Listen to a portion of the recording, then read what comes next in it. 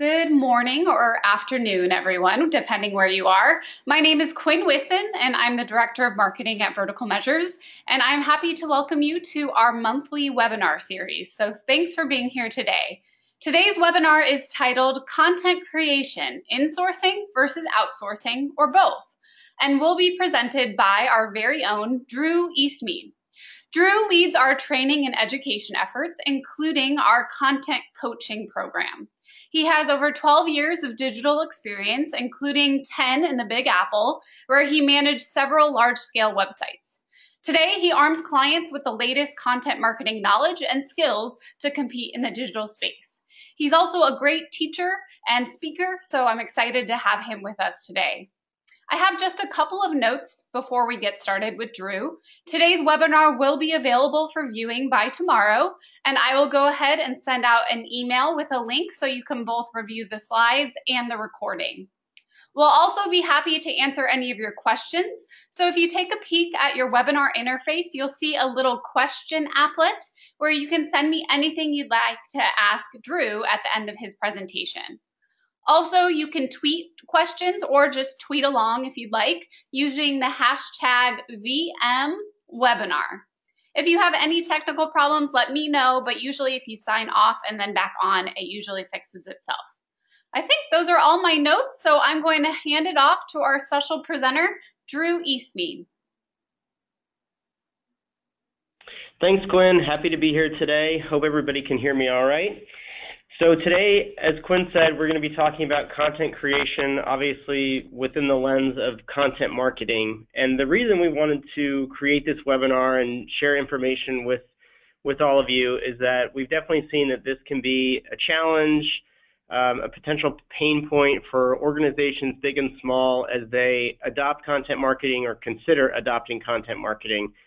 And the reason it's a pain point is that obviously it takes a lot of time and effort to do content marketing, so there quickly becomes this dilemma of should we outsource our content to a digital marketing agency or maybe a group of freelance writers or freelance designers, or should we try to insource it? And obviously what I mean by insourcing is basically using the resources on your own internal staff to produce the bulk of your content for your content marketing efforts. So that becomes a really weighty decision that should be very carefully considered, and that's what we'll talk about today. So like Quinn said, I head up our coaching and education efforts here at the agency and love teaching people. This has given me a really good window also into whether you should insource or outsource your content and what kind of situations could lend itself to either one solution, the other, or possibly a mix. Our agenda for today, I'm going to go through a lot of information. I'm going to try to get through it in about 35 minutes. We'll quickly talk about the goals of content marketing. So this webinar should apply to whether you've already started a content marketing program, or if you're in the beginning stages, or if you're considering starting one in the near future. So we'll quickly talk about goals of content marketing and, again, how content creation plays a very important part in that. We'll talk about challenges with creating the content yourself, which leads to that dilemma that I mentioned earlier of should we keep going this route of creating the content ourselves, or should we start to outsource some or all of our content creation? And then I'll talk specifically about the pros and cons of outsourcing the content creation and the pros and cons of insourcing your content creation for your content marketing program. And then finally, I will sum everything up with solutions and potential best practices that you can use in your organization. So real quickly, let's talk about the goals of content marketing.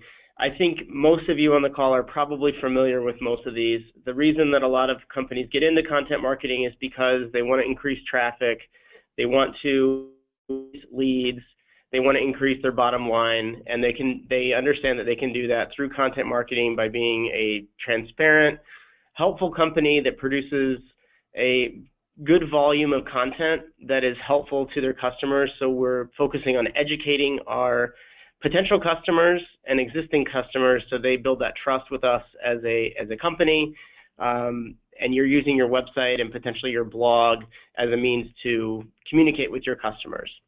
So all sorts of potential goals for content marketing, but these are some of the main ones that we come across with the clients that we work with, and certainly other organizations out there. So beyond just the business goals, there's also important philosophical goals that everyone should be sort of on the same page with when it comes to content marketing. And as I mentioned, content marketing, it's really important that we focus on being a helpful educational provider through our content.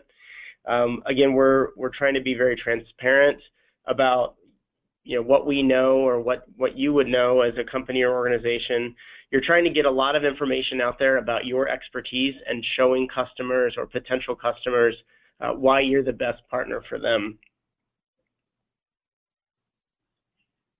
And then we have the actual tactics that we use to do content marketing. Obviously, the huge bulk of those efforts revolves around creating content. We can't have a successful content marketing program if we're not continuously creating videos and blog posts and social media content, et cetera, et cetera.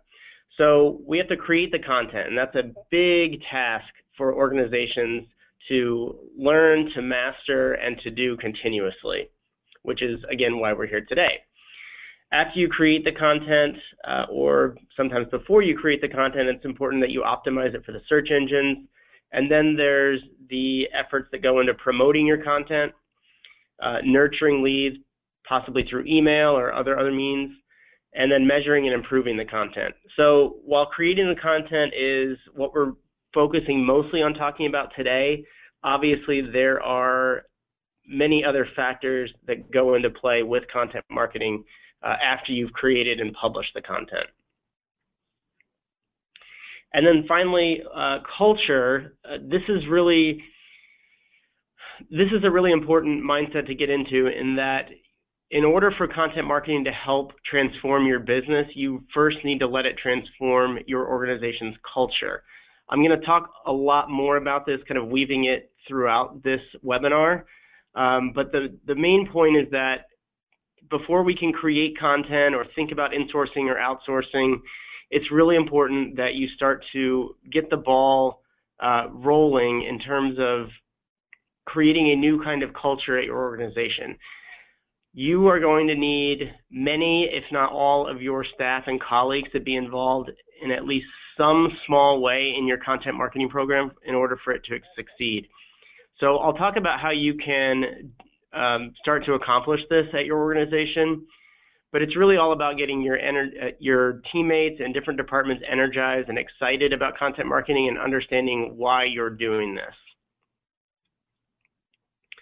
So I'm going to assume that many of you on the webinar have kind of gone through that initial exercise of you've done your research on content marketing, you believe that it can really help your organization, you know that it's a big task in front of you, but you've probably already started it or started to come up with a plan, or maybe you're even in the middle of executing your content marketing program.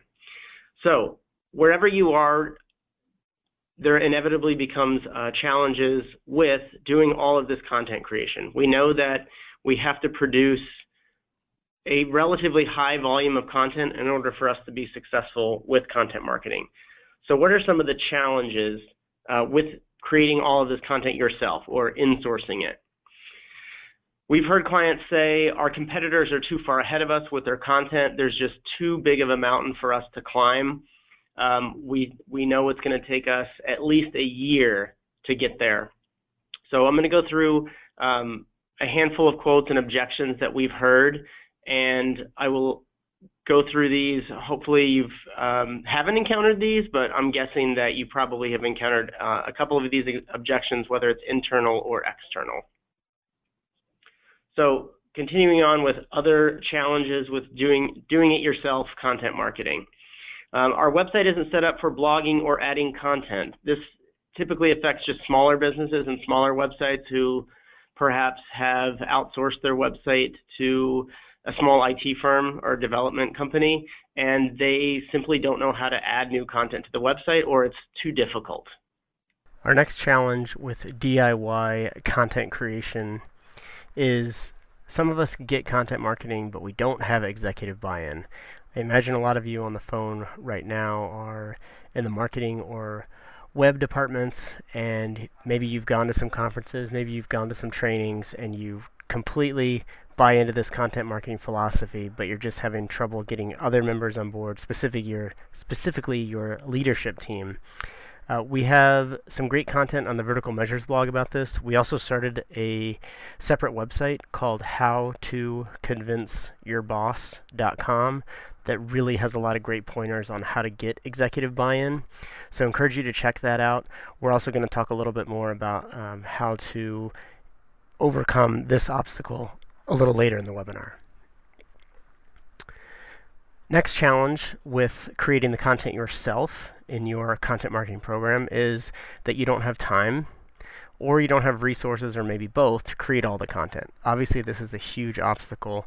It's something that we encounter all the time with clients of all sizes and all industries, and this can be a really, really significant challenge, and what it leads to is many companies deciding that they need to outsource the content. Obviously, you can understand how that decision would be made. But as with some of these other challenges, I'm going to address this a little later in the webinar and talk about some shortcuts that will free up some of your time, but still allow you to do content creation. And I'll also walk through how you can get more resources and more teammates within your own organization to help you create the content. And as you probably know, we need to create a lot of content. So certainly understand this challenge. Next hurdle is we haven't set up efficient processes. This is where outsourcing can help, but there's also certainly a lot of internal benefits if you do take the time to set up the processes. Now, what do I mean by content marketing processes? That could be anything from an editorial workflow to meeting structures, week in, week out, month in, month out, to approvals, and actually publishing the content on your website. So there actually are a lot of processes that you need to think about and set up. I will also walk through this later in the webinar and kind of give you some advice and suggestions on how to set those up and make those efficient. Next one is another really big one. We tried content marketing for 6 months, but it didn't work. So as a lot of you get into your content marketing programs, you're trying to create content, and either you're not creating enough to make a significant impact, or you haven't created the right content, or maybe some combination thereof. Certainly could be a number of other challenges as well. But you give it a good try for about half a year, and you're just not seeing the results, and management pulls back funding, approval, time, etc. We know from our experience and from looking at a lot of data out there, different surveys that have been published, that you really have to commit to content marketing for a minimum of 6 months before you start seeing the results that you're looking for, whether it's traffic or revenue, leads, etc. So this is a really big challenge with doing the content yourself. The bottom line is you just have to stick with it. To kind of put this in visual perspective, we often see what we call the slog. So if you look at this chart, imagine that this is, let's say, a 9-month to 12-month chart. And you'll see that there's a lot of effort that has to go into your content marketing program, lots of TLC for those first 3 to 6 months. And then the effort starts to go down because you've set up those processes that I was just mentioning, because you have your teammates on board. So the effort starts to dip a little bit. Effort required starts to go down a bit after about that 6-month period. And correspondingly, after that 6-month period, the results start to go up, up, and up, because you're trying to produce more content, you're understanding what your audience is looking for, your web team is kind of in sync with you and understanding how to publish the content. I'll talk more about all of this, but the point is, again, that inevitably most companies, when they adopt content marketing, they hit a slog, and it typically happens somewhere in that 3 to 6 month period. You have that honeymoon phase of the first maybe 2 or 3 months, where you're really excited about content marketing. People are getting geared up. They're excited to tell their stories. And then there's that stretch between 3 and about 6 months where people get frustrated, they lose patience, and they are very tempted to give up. And that can lead to, again, this decision to outsource your content marketing program. from those 6, 7, 8 quotes that I just went over, you can see why a lot of companies will try content marketing, but they run into challenges and obstacles, and they eventually say, you know what, let's outsource this whole content marketing thing. We don't have the time to do this, we haven't seen success, or we just haven't gotten enough buy-in from our internal team. So any one of those 3 challenges or a combination thereof will drive organizations to say, let's outsource. So now I'm going to go through what outsourcing your content creation looks like and the pros and cons of that. So let's talk about time and budget. This is going to be a challenge with outsourcing your content, because it is going to take an outside digital agency or a freelance contract writer or writers. It is going to take them significant time, and I'm talking usually at least multiple months, to really understand your business and the audiences and prospects that you're going after. So this is one of the big challenges with outsourcing your content, in that it's going to take even more time for someone else to understand your business and understand it well enough to produce really compelling content. It's also going to take them time to get the content, quote unquote, right. Typically what we find when we work with clients, projects that we've done, or even when we've tried to outsource some of our own content, which we haven't done in a very long time, we will notice that there are many rounds of revisions, and that goes with any client that we worked with, any company, because they have their own way of doing business, the terms that they want to avoid or definitely include. There's just all sorts of preferences when it comes to content creation, and it just takes a lot of time for someone outside of your organization to get comfortable with those processes. Obviously, another downside to outsourcing your content is the cost itself. You can generally produce content yourself, insourcing cheaper than it is to outsource the content to an agency or freelance content creators. So that's typically a con with outsourcing your content. One of the pros that you get is processes. So an agency like Vertical Measures, we have all sorts of processes that we've built over time because we've worked with many different clients, and you as an outside company benefit from those processes greatly. So we or another agency or other people who specialize in SEO or content creation have their methods, their processes in terms of coming up with the right kind of keyword research for your content. They have processes for writing the content, editing the content, getting it ready for web publication, design, all sorts of processes that have been fine-tuned over months and years by an outside company that you might consider hiring. So that's certainly a pro in outsourcing your content. A con, I would say, is culture. And what I mean by that is, as I mentioned before, one of the big benefits of content marketing and one of the big requirements of content marketing for you and at your company is to change the culture of your organization. And what I mean by that is, when you change the culture of your organization to sort of support content marketing, you get the benefits that you get are a lot of departments start to work together, you start to think together, you start to share learnings, you stop operating in silos because everyone's kind of invested in the success of the content marketing program, because every single department or team at your company, like I said, can contribute in some way to your content marketing efforts. Every department has a story, a process that they can share, expertise that they can offer to contribute to your blog or the content that you're creating. And if you outsource your content, what ends up happening is marketing, basically, maybe marketing or the web team assumes the control of the content marketing program, and things just keep going the way that they have been, and you get your status quo of your siloed departments. Your other departments like contract, sales, product development, research, etc., they no longer typically will get involved with the content marketing program if it's outsourced. So you lose that collaboration, you lose that shift in culture, and you lose the buy-in across your company, basically. Another con is communication. This kind of builds off the previous slide that I went over.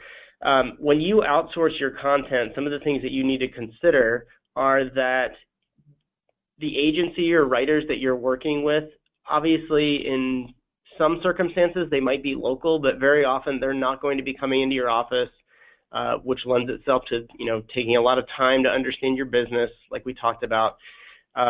They're going to be off-site, which really limits your ability to add genuine photos, original photos or videos from around maybe your plant or your office. That can be something that certainly differentiates your content.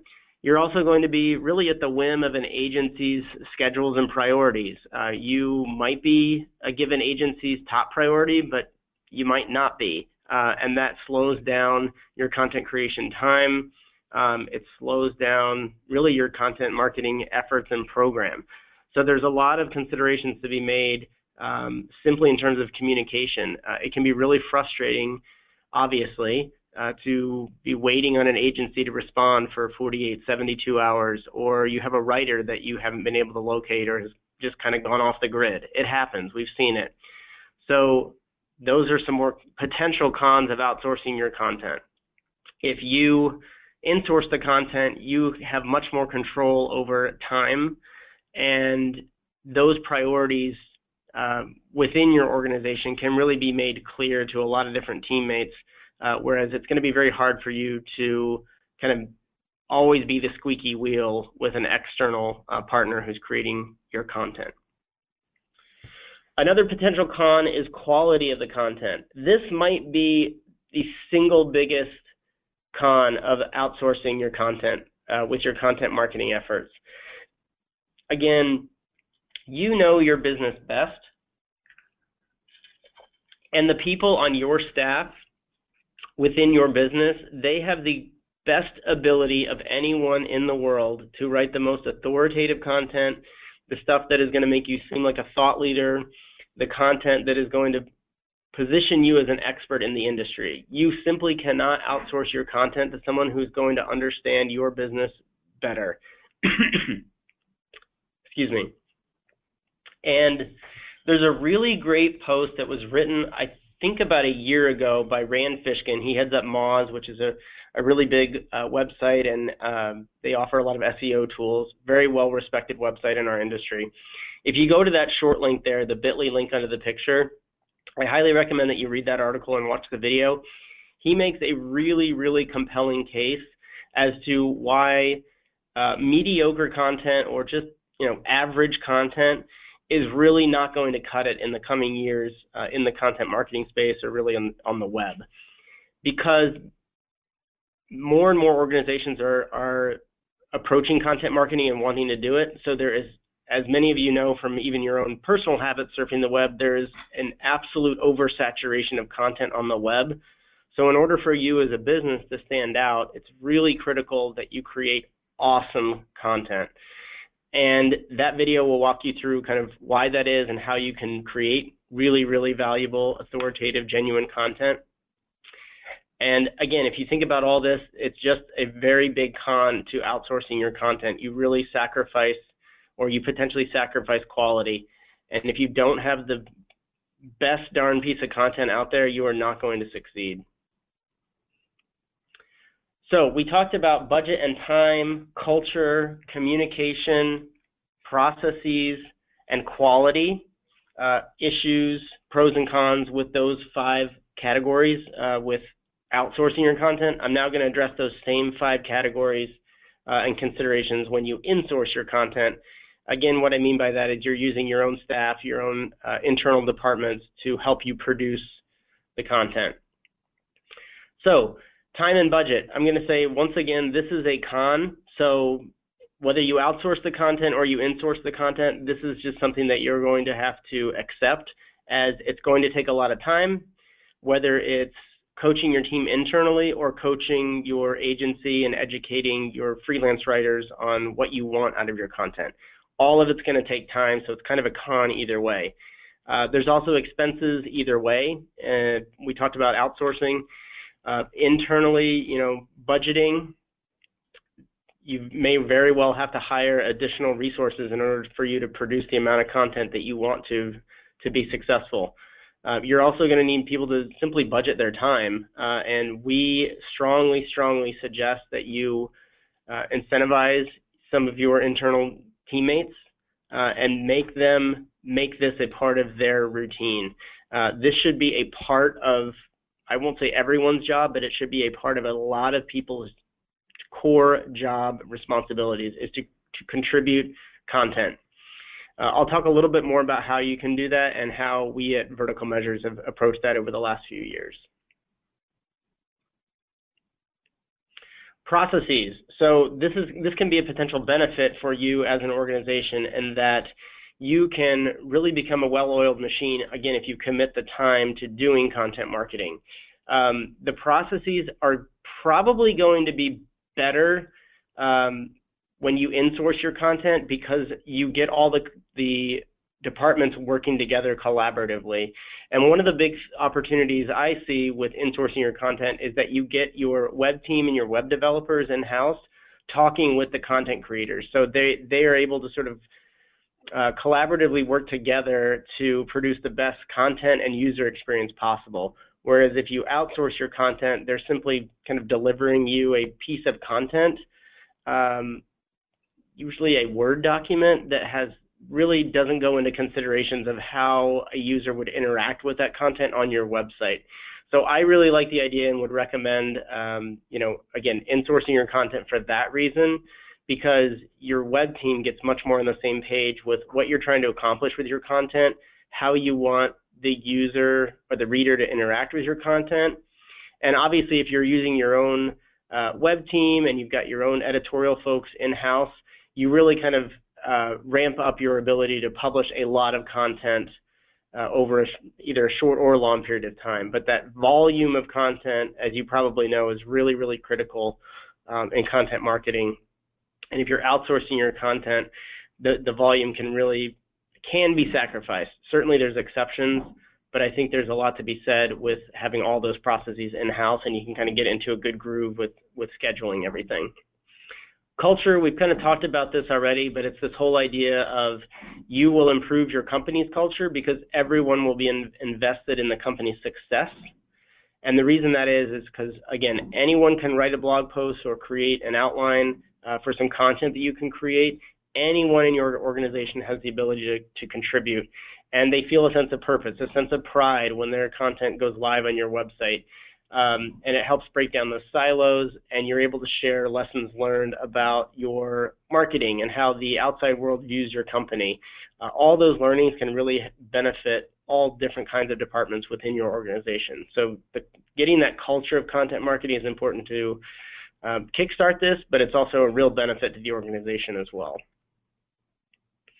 Communication, another pro. We've kind of alluded to this in some of the other slides, but you get your content team collaborating with IT so that you create kind of an optimal user experience on your website. You can also foster friendly competition if you have a sort of a company-wide content marketing program. You also get the added benefit of recurring group meetings, or hopefully you do. I'll talk a little bit more about that, but you can really start to have a lot of communication between departments around your company when you're doing content marketing, because again, every department can contribute. And I believe this is the last slide on insourcing. Quality. Again, this was probably the biggest challenge with outsourcing your content, and on vice versa, this is the biggest pro of insourcing your content. You have thought leaders in-house who can help contribute to your content. You have also a variety of people with varying knowledge levels, and that can be really helpful with your blog content as well, because you're going to have maybe leaders within your company who understand your industry or your business at, let's say, a level 10. But you also have more junior level people who might understand your business at a level 2 or 3. And that level 2 or 3 content might be exactly what someone out there in the world is trying to look for. Just remember that not everybody is going to understand the nuances of your business at a level 9 or 10, and it's okay to talk to them at multiple levels. So again, this idea of engaging people with all different levels of experience and different roles within your organization can really help the quality, depth, and variety of the content that you produce. Certainly the content's going to be more timely and relevant if you're producing the content in-house. You will have expertise within your organization about what's going on in your industry, and that will allow you to publish content that's more timely. And really the last thing I'll say on this is the personality is going to be much more evident. You can't manufacture that genuine understanding of your business and your customers by outsourcing the content. So here's a quick cheat sheet of all the things that we just discussed on outsourcing versus insourcing.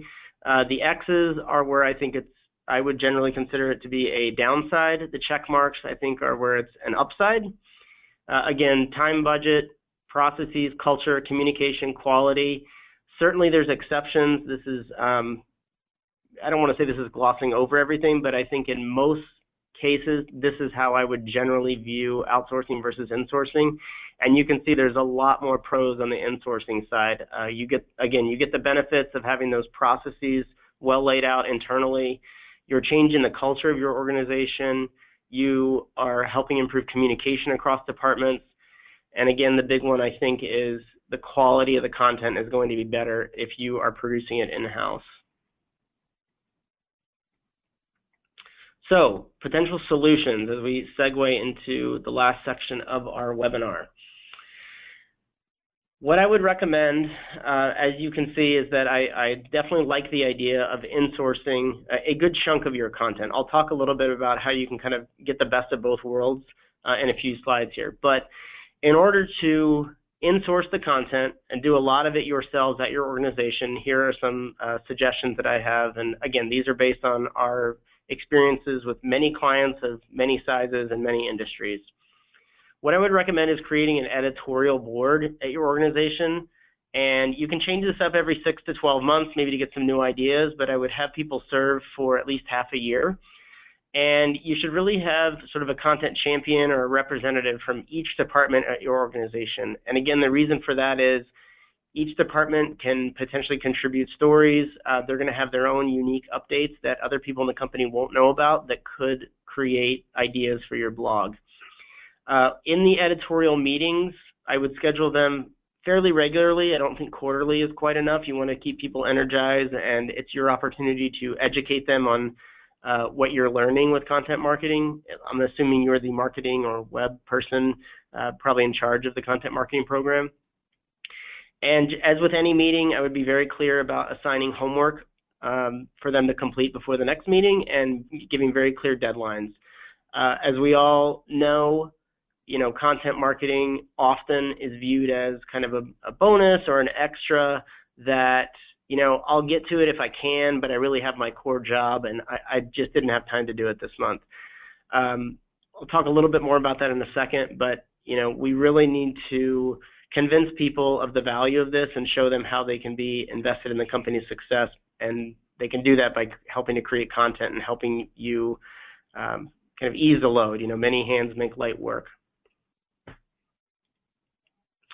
Process. I'm going to race through this section pretty quickly, but here is a general process of what I would recommend setting up if you want to get pretty serious about content marketing. You're going to need that content leader, and obviously you're going to need people within your organization to produce the content, the writers. You'll want some sort of quality assurance or editing step in the process, and then I'll talk a little bit about designers and publishers as well. So I'm going to walk through these 5 roles and how you can effectively set up that process. So in order to insource the content, obviously you're going to need a ringleader. Hopefully that's you or someone that you work closely with. What you need out of the content marketing leader is someone who's going to own the overall strategy and vision of the content marketing program, and someone who's really passionate about teaching and coaching. There is so much to learn about digital marketing and content marketing, and it's your job to kind of evangelize that throughout the organization. And again, if you hold those regular editorial board meetings, that can be a really great opportunity to do that teaching. It's also going to be up to this leader to determine who is, some of the best fits to help with content marketing, and carving out those resources and time. And you'll need somebody, again, probably this content leader, to manage a content calendar and make sure that you're hitting deadlines and milestones.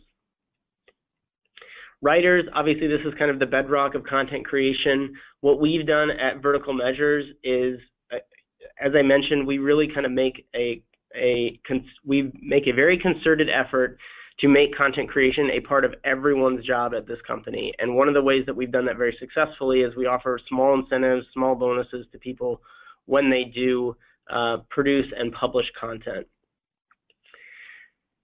Like I said, what you're trying to do with content creation is really unlock the expertise from people across many departments. And another thing that we run into a lot with our clients is that some of the best content creators might be those leaders who have very, very limited time. And I would encourage you to educate them that they don't necessarily have to write a 1,000-word blog post or a 1,500-word ebook, but just pick their brain enough so that you can get an outline of what they think are some of the salient points for whatever content that you want to create. You can also interview them, record that. There's all sorts of ways, again, to even have the leaders in your company who have very limited time, to get them to help contribute. Editing, I wouldn't spend too much time editing. I'll get into that in a little bit, but you do want some semblance of quality control, having someone give it a quick once over to make sure that things are on brand, on tone. And another element that often gets overlooked with editing is really preparing it for the search engines and for your website. So if you have an SEO tool and you can kind of combine those SEO skills with someone who has an eye for editing, that can be really, really excellent. Designers, at this point, it's basically a virtual necessity, I would say, to have graphic designers to help complement the content that you're creating. And obviously the reason why is because people consume content on the web that is visual. So they're looking for videos, charts, graphics, images, photos, etc. If you just are producing content in-house that is all text, you're kind of shooting yourself in the foot. People want to be able to scan content. They want to have sort of that immersive experience. So I know it can be easy to just kind of go off on your own and write a blog post and think you're done with it, but I really highly encourage you to make the content more interactive than that. At least add some photos and videos and work with a graphic designer to add some images on the regular to your blog posts and content creation pieces. And then the last piece, once you have the piece written, edited, and designed, obviously you have to hand it off to a developer, unless you're pretty savvy with WordPress, which can definitely happen, but you're going to want publishers or developers at some point in the process, if you ever want to redesign your blog or create a fairly interactive piece. You just want to have these people available. Whether it's insourced or outsourced, it's important to have these people so that if anything on your website breaks or you're struggling with SEO, there's all sorts of obvious reasons to have these kind of people within your content marketing process. So I just want to share a couple of quick stats. Companies that blog 15 or more times per month get 5 times as much traffic. This is a study that HubSpot did a couple years ago. Still rings true. This is one of the main reasons why we are promoting insourcing your content, getting that volume up, and this is why content marketing can be successful, but it really has to be a big commitment of time and budget. As I mentioned a couple slides ago, I wouldn't spend too much time on editing content pieces, and the reason is you can always edit content after it goes live, and people only read about 20% of the text on any given page. So it's really important to focus on creating a really strong headline. If you want more information about that, check out the Vertical Measures blog. We have lots of content about that. But I would really focus your time more on editing the headline and the main elements, the subheads, the links that you're including, and just overall quality, rather than getting bogged down in editing, word for word, the pieces that you're creating in-house. It's really important that you don't get lost in the weeds and spend too much time editing. And one other thing I want to stress as you hopefully think about insourcing a lot of your content is that you don't always have to be completely original. There's very few, original ideas out there in the world. You've heard that before. There's also very little truly original content that you're going to be able to create. But it's important to remember you just need to be unique. And what I mean by that is obviously not duplicating content, copying, pasting from other sources, or sort of overtly recycling content that you've already created. But you don't have to be completely original, and that's okay. You can recycle, you can repurpose content that's already out there or stuff that you've already done. This can really help you increase your content production.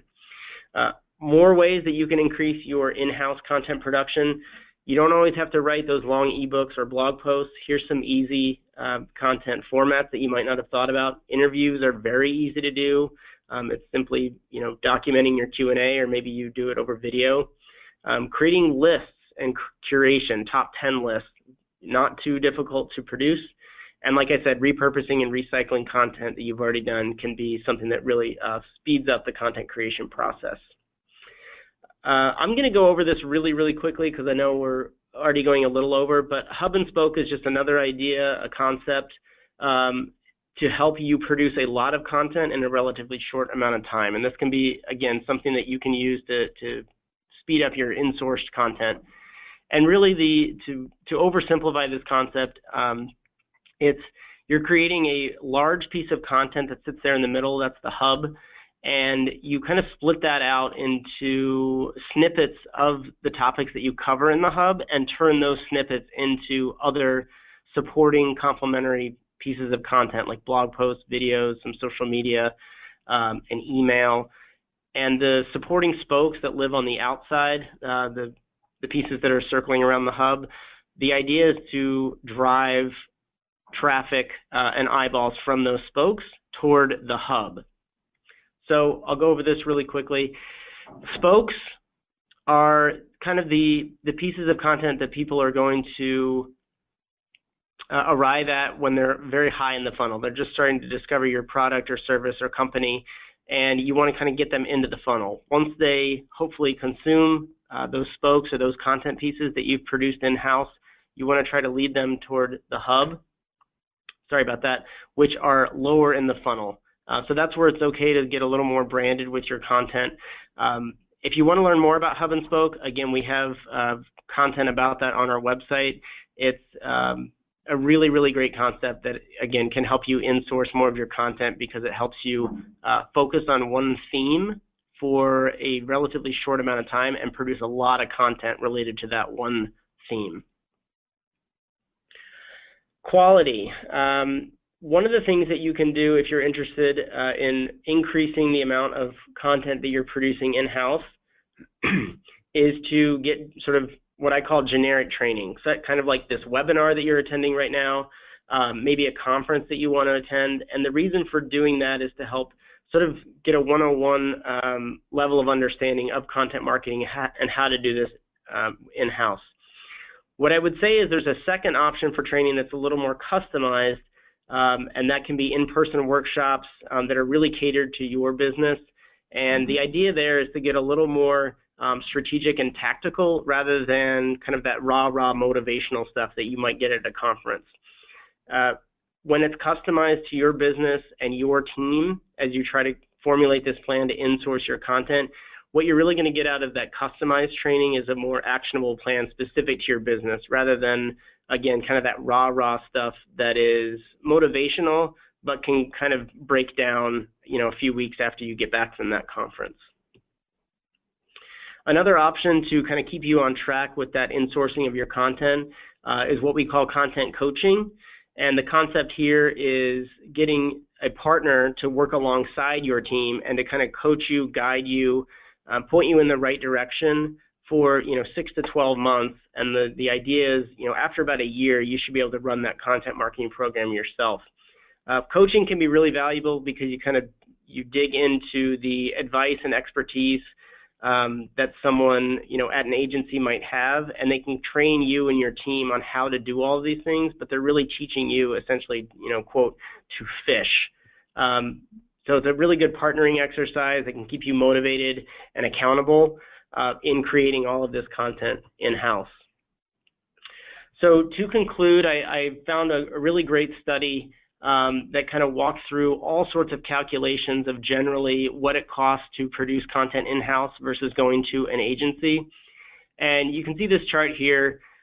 Obviously, there's going to be different numbers depending on your budget, your projects, your priorities. But what they found and what we have found with our work with clients is that typically it can be more affordable to hire an agency when you're looking to kind of get started in content marketing and do lower volumes of work. But if you're serious about content marketing and you want to produce that volume that we've been talking about to really succeed with content marketing, it can be a lot cheaper to produce content in-house. So there's certainly, as we've talked about, benefits to doing both. I think there's kind of a sweet spot that I'm going to talk about in a second where you can actually kind of marry the two. But again, the bottom line here is that for high volume content marketing, your best option is to manage it in-house. Once you really start to publish a high volume of content, agencies and freelancers are really going to cost you a lot of time and money, as we've talked about. So to conclude the conclusion, one of the things that we've been actively working on for a few months here at Vertical Measures is kind of this hybrid approach where you can outsource and insource some of your content depending on what your goals and objectives are. And if you look at this chart, these would sort of be our overall recommendations for a typical business. I think outsourcing your content strategy is something that can be valuable because it brings new ideas and makes sure that you're not kind of rehashing the same strategies that you've been doing over and over. You benefit by having an agency do your content strategy because they kind of have that overarching vision of how to do content marketing and how to take advantage of the strengths that you do have in-house. Coming up with the ideas for your content, I think there's certainly merit in outsourcing and insourcing that. We talked about the processes that agencies have to really hone in on that keyword research, but there's value in having your own team and your own organization come up with ideas for the content because, again, you know your business better than anyone else. As I just mentioned, hiring agencies can be really effective in doing low volume content production. And I think that's where, if you look at the third line here, I'm talking about creating content that's simple and at the top of the funnel.